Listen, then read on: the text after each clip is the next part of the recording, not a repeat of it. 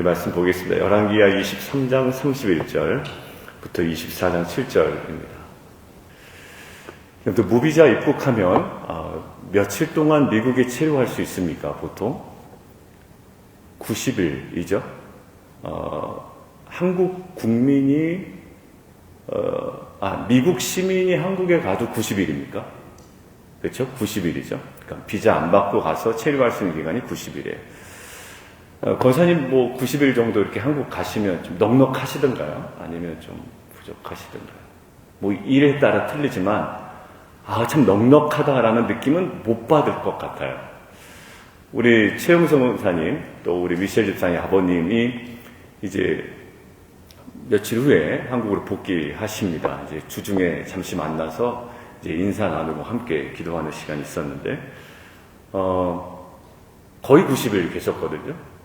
근데 제 느낌에 그냥 빨리 지나갔다라는 생각이 듭니다. 90일 결코 길지 않습니다. 제가 왜 자꾸 90일을 말씀드리냐면 여러분들 오늘 날짜에 좀 집중해서 묵상을 해보려고 그래요. 오늘 31절 함께 보겠습니다. 여호아스가 왕이 될 때에 나이가 23세였습니다. 적어 놓으실까요? 여호아스는 요시아의 아들인데 이렇게 적어 놓으시면 되겠습니다. 넷째 아들입니다. 넷째 아들이에요. 여호아스는 누가 왕으로 세웠나요? 우리 성경 공부할 때 두 표 그리면서 얘기했는데 여호아스는 백성들이 세운 왕입니다. 그러니까 누구 보기에 못마땅했죠? 애굽 보기에 못마땅한 거예요. 왜? 그의 아버지 요시아 때문에 전력을 소비했단 말입니다. 그래서 갈그미스 전투에서 무승부를 기록했다라고 했죠. 609년에. 609년, 605년, 1차, 2차, 요거 여러분들 아마 기억이 나실 겁니다. 그러니까 요시아랑 전쟁을 벌이지 않았더라면 올라가서 바벨론과 싸워서 이겼을 텐데 아쉽게 무승부가 되었어요. 누가 그렇게 원망스러울까요? 이유 없이 쓸데없이 전쟁에 참여한 요시아가 그렇게 원망스러울 겁니다. 누구 입장에서? 애굽 입장에서. 근데 그의 아들이 지금 왕이 되어 있는 거예요. 누가 세웠대요? 백성들이 세웠대요. 아주 그냥 짜증이 나는 거죠. 애굽 입장에서는. 그래서 그가 결국 33절 보십시오. 그래서 바론 누보가 그를 하맛 땅 리블라에 가두어 예루살렘에서 왕이 되지 못하게 하고 벌금으로 내게 하고 애굽으로 잡아가서 거기서 죽습니다. 그러니까 그게 3개월밖에 안 되는 거예요. 자, 이해되시죠? 여호아스가 요시아의 넷째 아들인데 이 남유다의 백성들이 급하게 세운 왕이에요. 그런데 애굽왕 바론 누보 입장에서는 못마땅한 거죠. 그래서 3개월 만에 폐위시키고 끌고 가서 거기서 죽는 게 여호아스의 운명입니다. 자, 그러고 나서 누가 왕을 세우냐면 이제는 주도권이 애굽에게 있는 거예요. 그래서 거기 한번 보십시오. 34절. 바론 누보가 요시아의 아들 엘리야김을 그의 아버지 요시아를 대신하여 왕으로 삼고, 그러니까 여호아하스를 대신하여 왕으로 삼은 것도 아닙니다. 왕 취급도 안 했다라는 거예요. 그 표현 딱 보시면 알겠죠? 여호아스 3개월 동안 우리는 왕이 되었다고 기록을 하고 성경 공부도 그렇게 배우고 이렇게 써 있는데 애굽 입장에서는 요시아 다음으로 왕을 세웠다고 생각을 하는 겁니다. 그러니까 3개월짜리 그 왕 취급도 안 한 거예요. 자, 기록해 놓으시죠? 엘리야김 2라고 적어 놓으시면 됩니다. 요시아의 두 번째 아들이에요. 야, 두 번째 아들 살아있는데 왜 네 번째 아들을 왕으로 세웠을까? 그럴 만한 이유가 있었겠죠. 백성들 안에. 그것까지는 성경이 기록하고 있지는 않습니다. 자, 그래서 요시아를 대신하여 누가 엘리야김이 세워졌는데 그 이름을 바꿨습니다. 여호야김이라고 바꿉니다. 이름을 바꾼다라는 것은요, 그 존재에 대한 어떤 권위를 이야기하는 거거든요. 여러분들의 자녀의 이름을 지나가는 동네 아저씨한테 부탁하지 않아요. 최소한 부모가 짓거나 아니면 예전에는 장명소라는 게 있었어요. 지금 전혀 그럴 필요가 없지만. 그리고 요즘에는 목사님에게도 부탁하는 경우도 있고요. 자기가 존경하는 멘토에게도 부탁하는 경우가 있습니다. 그만큼 그 이름을 짓는 권위가 있는 거예요. 그런데 애굽이 이름을 바꿔버립니다. 여호야김이라고 이야기하고요. 왕을 세워요. 근데 이 왕이 몇 년간 다스리냐면 36절 보십시오. 여호야김이 왕이 될 때 나이 25세라. 아, 그러니까 3개월 차이 나니까 그냥 동년배라고, 같은 해라고 볼 수 있죠. 3개월이니까.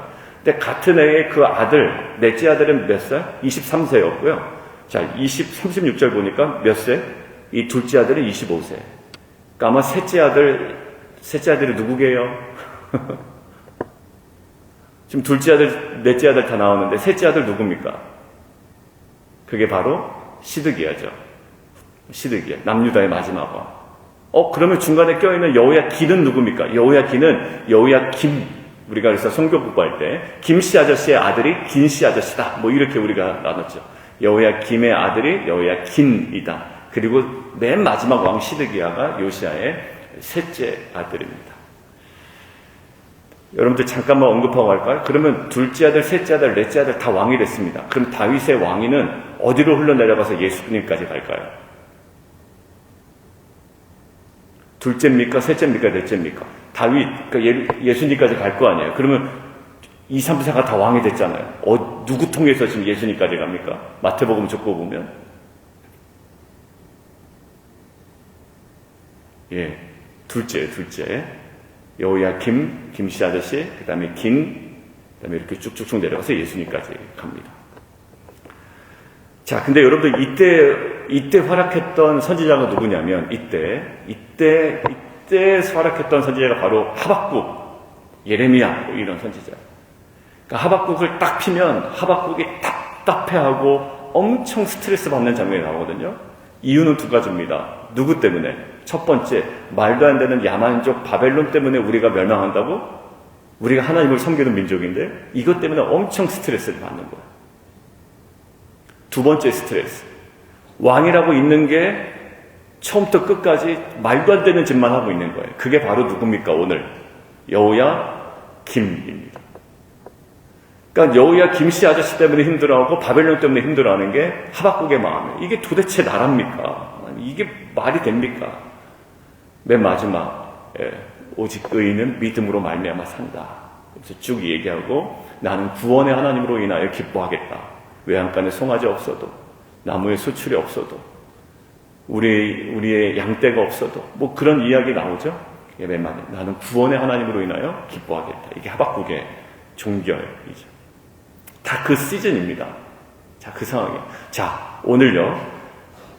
한 명은 3개월, 한 명은 11년이죠. 자, 그런데 여호아하스가 석 달간 다스렸다라고 되어 있습니다. 예루살렘에서. 그러니까 다스린 거예요. 3개월 동안. 자, 첫 번째 질문. 여호아스가 자신이 3개월짜리 왕인 줄 알고 있었을까? 아니죠. 자신은 최소한 10년, 20년은 할 수 있겠다 생각했겠죠. 왜? 아버지가 갑자기 죽는 바람에 전쟁에 나가서 백성들이 자신을 왕으로 추대했습니다. 넷째 아들인데. 여러분들 여호아하스 입장에서 한번 대입을 해서 생각을 해보세요. 여러분들 형이 있어. 둘째 형 엘리야김 있고, 셋째 형 시드기야 있어. 첫째 형 어디 갔냐고요? 죽은 것 같아요. 우리가 역대상 3장 족보를 보니까 첫째 형이 있었는데요. 이후로는 언급이 안 돼요. 아마 첫째는 일찍 죽은 것 같습니다.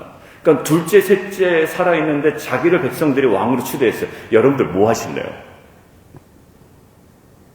저 같으면 백성들의 마음을 이렇게 하나로 딱 만들 것 같아요.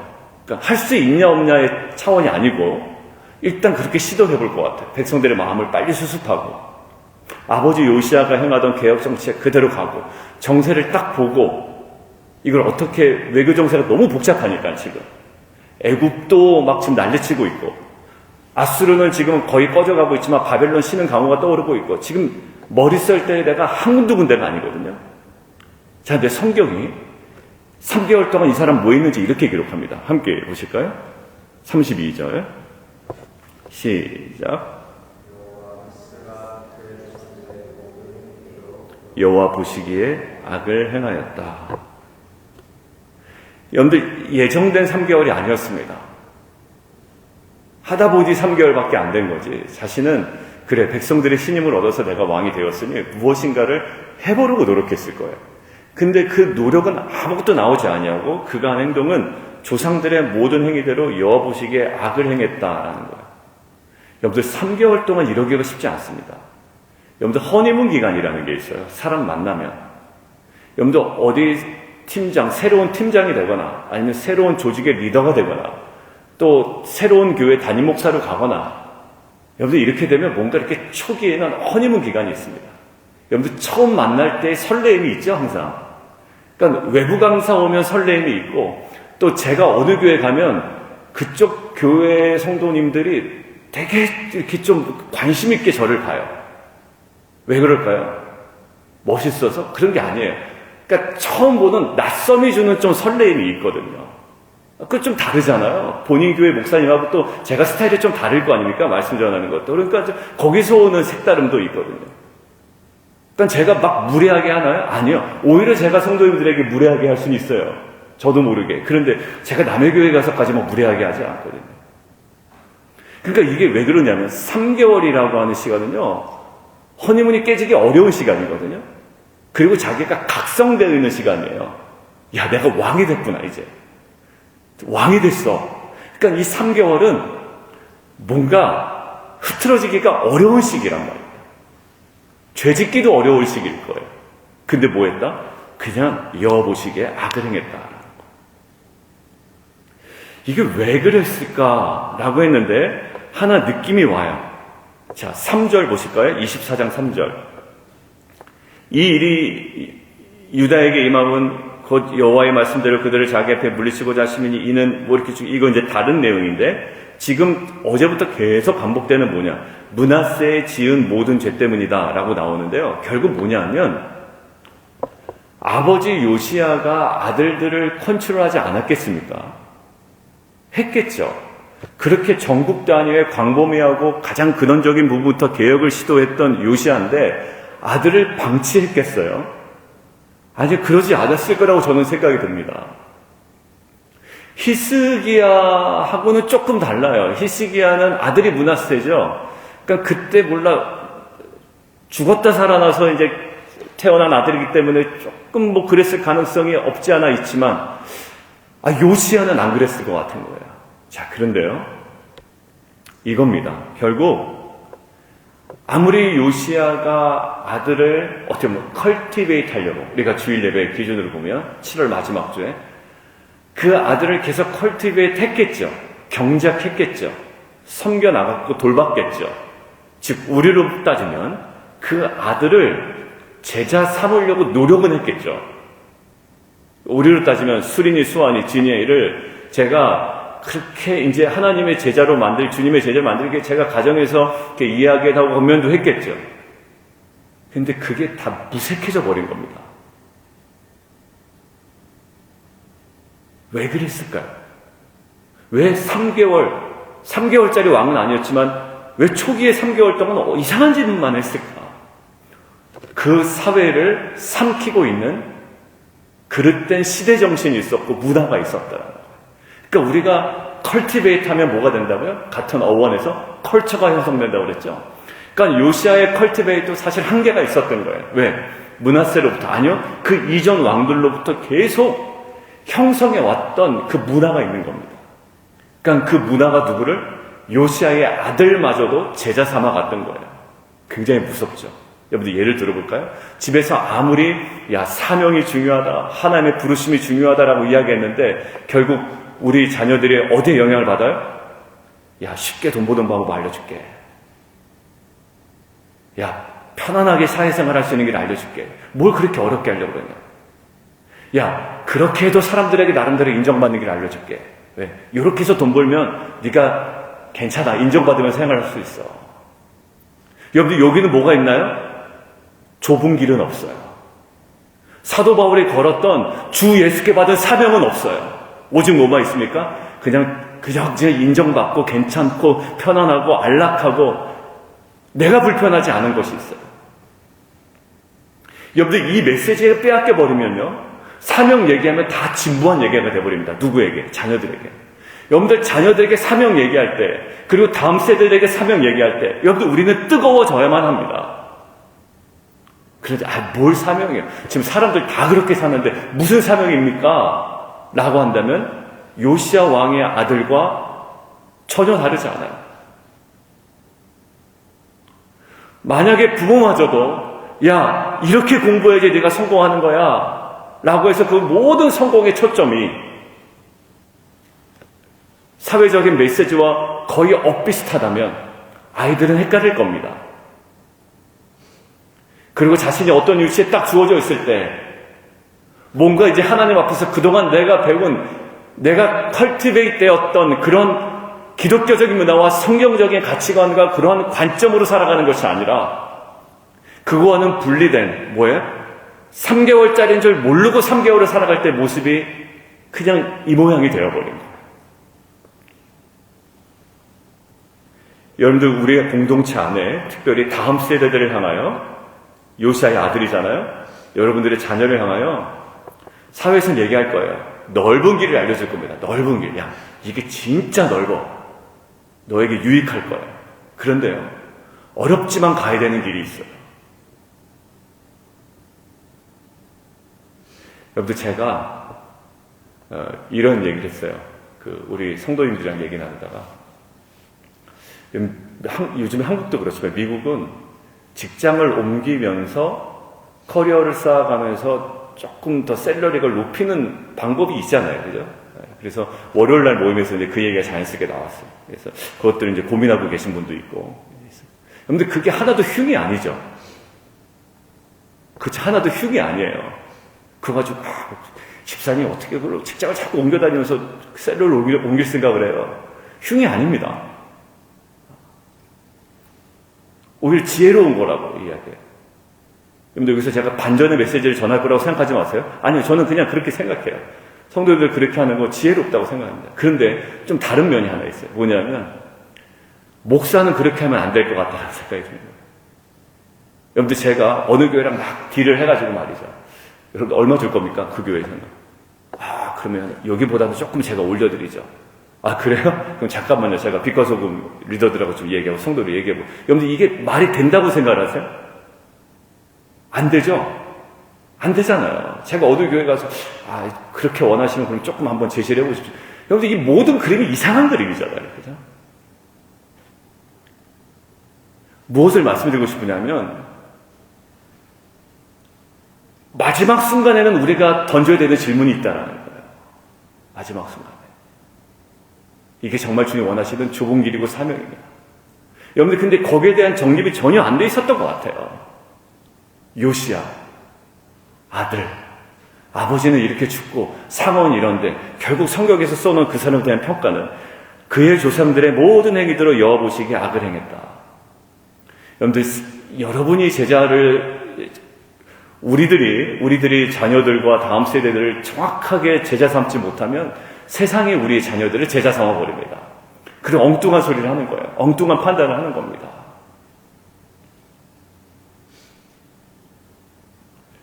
재미와 확신과 만족이 있는 길을 찾지, 사명이 있는 길은 그냥 다 남의 얘기가 되어버리는 거예요. 남의 교회 얘기 돼버리는 겁니다. 남의 목사나 그렇게 하지, 뭘 그렇게 기도하고 사명감 가지고 하는, 다 그냥 남의 얘기가 돼버리는 겁니다. 그런데 사도 바울은 그게 다 자기 일이었어요. 그리고 그게 가장 영광스러웠던 거예요. 만약 사도 바울이 3개월짜리 왕인 줄 모르고 갑작스럽게 왕이 되었다면 사도 바울이 그랬겠습니까? 마치 엘리의 그 제사장, 그 가문과 비슷해 보이는 모습이에요.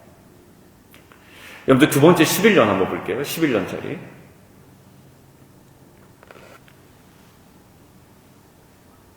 11년짜리 왕도요. 37절 보십시오. 여호야김이 그 조상들이 행한 모든 일을 따라 여호와 보시기에 악을 행하였더라.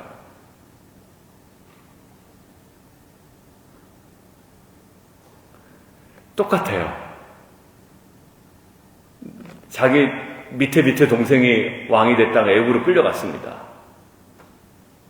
그래서 애굽이 자기를 왕으로 세운 거예요. 그러니까 어떤 한계가 있을까요? 애굽의 눈치를 봐야 되는 한계가 있어요. 여러분들, 저는 그 한계를 깬 사람이라고 저는 생각이 들어요. 왜 그래요? 거기 보십시오. 여호야김 시대 24장 1절. 이 사람 한계 있는 사람 아니야. 할 수 있는 사람이었어요. 저는 이게 너무 안타까운 거예요. 저는 할 수 없어서, 할 수 없으면 그래, 너 할 수 없어. 너는 어쩔 수 없는 인간이야. 그냥 그렇게 살아. 이렇게 할 것 같아요. 근데 여호야김 안 그런 사람이라니까요. 왜 그럴까요? 자, 태생이 누구 때문에 왕된 사람이라고? 이 사람은? 애굽 때문에. 그죠? 분명히 바로 누고가 왕 시켰죠. 그럼 어디 눈치를 슬슬 볼까요? 자연스럽게? 애굽 눈치를 슬슬 봐요. 근데 이 사람이 안 그랬다니까요. 24장 1절. 여호야김 시대에 바벨론 왕 느부갓네살이 올라오매 여호야김이 3년간 섬기다가 돌아서서 그를 배반하였더니 3년간 또 바벨론을 섬깁니다. 그것도 3년간 이렇게 섬길 수 있는 거예요. 물론 그때 당시 국제 정세가 바벨론이 월등히 애굽보다 강해 보일 때가 있었어요. 여러분들 그러면 바벨론 쪽으로 훅 가든가 아니면 바벨론으로 갔다가 또 다시 애굽으로 돌아오는 거잖아요. 이거 뭡니까? 뭔가 자기결정권이 있었던 사람이고요. 변동의 여지가 있는 사람이에요. 결국 그 모든 변동과 자기결정권의 총합은 무엇이었습니까? 이 37절 다시 여호야김이 그의 조상들이 행한 모든 길을 따라서 여호와 보시기에 악을 행하였더라. 그러니까 이 둘째 아들도 요시아의 아들인데 요시아의 제자 삼는 사역에 열매를 보지 못한 거예요. 결국 그 당시의 시대 정신이 요시아의 아들까지도 제자 삼아버린 겁니다. 야, 이렇게 하는 게 좋아. 이게 맞지. 그리고 그게 아주 뼛속 깊이 그게 자연스러웠던 거예요. 그러니까 3개월 동안 여러분들 또 11년 동안 내가 이거 해야지 해서 하는 게 아니에요. 하다 보니 결국 이전의 왕들처럼 그냥 자신도 모르게 행하고 있는 겁니다. 정확하게 제자 삼지 못했죠. 여러분들 근데 결국 주위의 많은 민족들을 시켜서 바벨론이 이 남유다를 공격합니다. 그게 이제 2절과 3절의 내용이고요. 이게 뭐 때문이래요? 므낫세의 지은 모든 죄 때문이래요. 여러분, 저는 여기서 마지막 묵상을 하고 마치려고 해요. 역대하 33장 봤죠, 지난주 주일에. 근데 우리가 역대하 33장을 보면 므낫세가 회심을 했습니까? 회심했죠. 하나님께 그 회심을 인정받았습니까? 아니면 표면적인 회심이었습니까? 인정받은 회심이었어요. 그러니까 예전적으로 의식적으로만 회개 기도를 한 게 아니라 중심에서 회개 기도를 한 사람이에요. 그러니까 하나님이 속지 않으시잖아요. 근데 그가 중심에서 회개를 하니 들으셨대요. 다시 므낫세를 바벨론으로 끌려갔다가 어디로? 왕위에 앉혀놓으셨다는 거예요. 여러분들 므낫세 이 정도면 용서받았습니까? 용서받았죠. 근데 제가 충격적인 묵상을 한 거예요. 므낫세 개인적으로는 용서를 받았지만 그 므낫세가 뿌려놓은 씨앗에 대한 하나님의 심판은 거둬지지가 않는 모습이에요. 근데 우리가 하나님 왜 그러시냐고 항변할 수 없어요. 하나님이 그렇게 예언자들을 통하여 선지자를 통하여 말씀하셨고 만약 민족 전체가 요나서처럼 민족 전체가 회개했다면 하나님 어떠셨을까요? 제가 보기엔 이 정도까지는 않았을 거예요. 근데 보니까 어떻게 요시아의 아들마저도 거기서 헤어나지 못하고 있죠. 그 당시의 시대 정신에.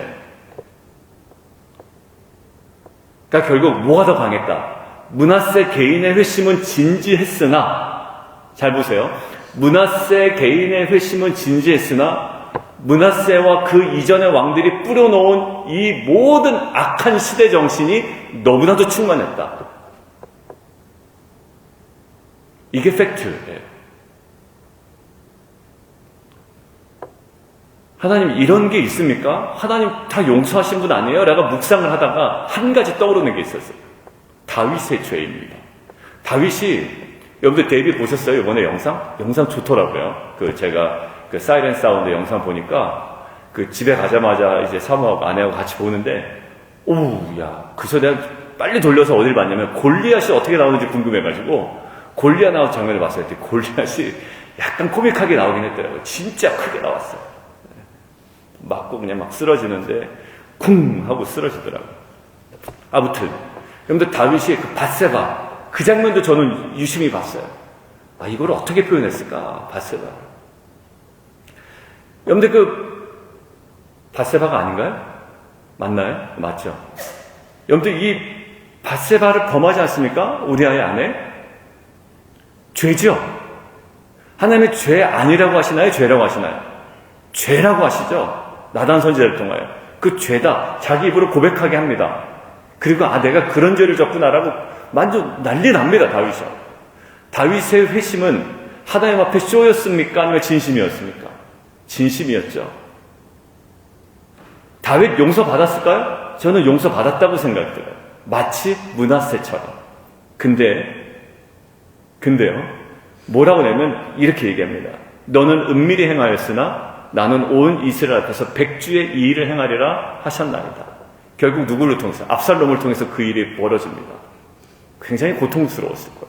자기는 용서받았지만 자기가 뿌려놓은 씨앗이, 여러분들 매번 그러진 않아요. 근데 이 시즌에 하나님께서 우리에게 주시는 거예요. 이런 거죠. 신앙이 언젠간 내가 회개하고 용서받으면 돼. 아니요, 그 문제가 아니에요. 지금 므낫세 용서받았다고 지금 민족적으로 다 해결되네? 그렇지가 않아요.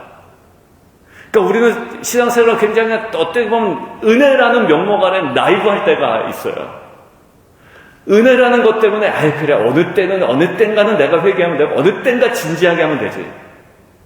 기도도 어느 때인가 진지하게 기도. 아니요, 내가 진지하게 기도하지 않는 모습 때문에 자녀들이 다 영향을 받는다고요. 우리 엄마 아빠는 쇼하는 것 같아. 이래버리면 큰일 나잖아요. 우리 엄마 아빠도 대충대충 해. 근데 우리 자녀들이 감동받을 때가 언제냐면 엄마 그럴 줄 몰랐다는 거예요. 아빠 그럴 줄 몰랐다는 거예요. 근데 그렇게 결단하고 그렇게 행해서 아이들이 흐뭇해 하더라고요. 어젠가 그젠가도 이야기하는데 그럴 줄 몰랐는데 그러는 거예요. 그러니까 그게 나쁜 의미로가 아니라 좋은 의미로. 여러분들 다 보고 있는 거예요. 아이들이 이게 쇼인지 뭔지 하다 마는지. 근데 이게 뭐냐면 므낫세 하나 그냥 내가 회개하고 용서받았다라는 것에 그친다면 므낫세도 좋았겠죠. 근데 이 므낫세가 뿌려놓은 씨앗이 지금은 사회를 다 잡아삼키고 있단 말이에요. 여러분들 언젠가도 용서받겠죠. 여러분들이 회개 기도하면. 그런데 여러분들이 가정과 공동체 뿌려놓은 씨앗들 있어요. 말로 뿌려놓은 씨앗들도 있잖아요. 남 뒷담화하는 거. 여러분들 그것 때문에 깨진 사람들 얼마나 많아요. 괜히 사람들이 이간질 해가지고. 왜 쓸데없는 말을 해가지고 사람들이 이간질 시킵니까? 그 퍼져나가서 독이 됐잖아요. 그 말 때문에. 나는 회개 기도했다고 하잖아요. 그거 진짜 싫어하는 거 아닙니까? 우리 공동체에서. 미랑 얘기하면서 그거 회개 기도한다고 회개 기도해. 다 뿌려놓고 다 뒷담화 해놨고 다 뒷얘기해놓고 사람들은 저기서 힘들어하고 있는데 나 용서받았다고 나 이제 회개했다고 큐티했다고 하나님께서 용서받았다고 이게 뭡니까?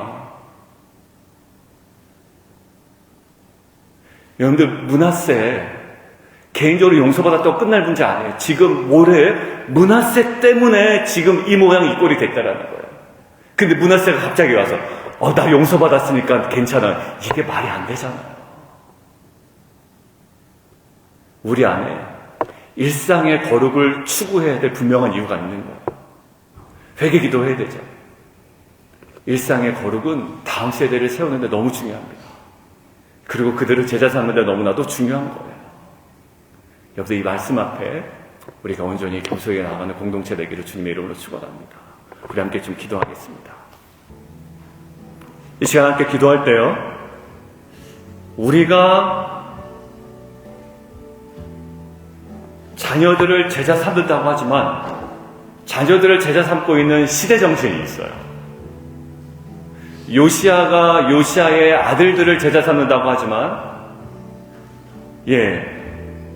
요시아의 아들들을 제자 삼았던 시대 정신이 있었습니다. 이거 내버려두면 안 돼요. 우리가 시대 정신으로 누군가를 제자 삼아서도 안 돼요. 야, 이렇게 하는 게 편한 거야. 이게 좋은 거야.